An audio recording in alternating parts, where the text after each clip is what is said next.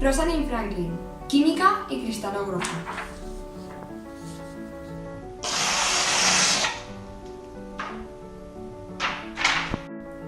Hipatia de Alejandría, matemática, astrónoma y filósofa.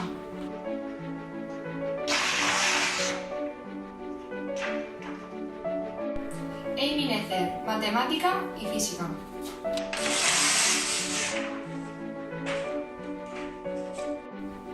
Jocelyn Bell, astrofísica.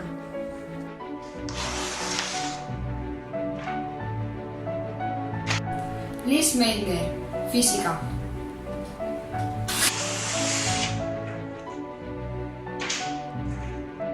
Marie Curie, química y física.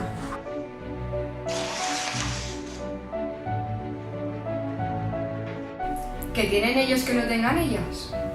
La ciencia está cansada de no oír sus voces, esas que durante tantos años han sido silenciadas. ¿Y por qué motivo? ¿Es que acaso su esfuerzo no tiene el mismo valor? No, no la tiene, tiene más si cabe.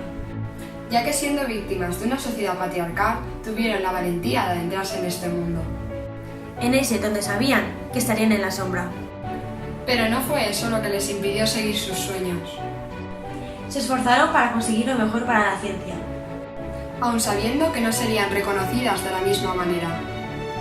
Pero, ¿por qué tanta injusticia? Porque esta desigualdad. Hoy en día los tiempos están cambiando y ahora depende de nosotras demostrar nuestra valía.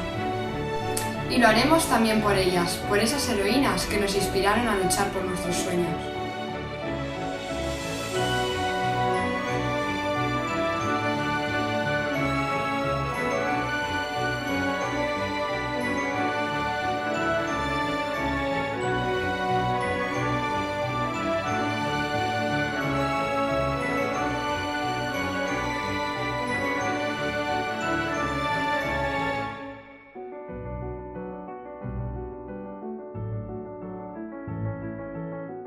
De mayor quiero ser como ellas.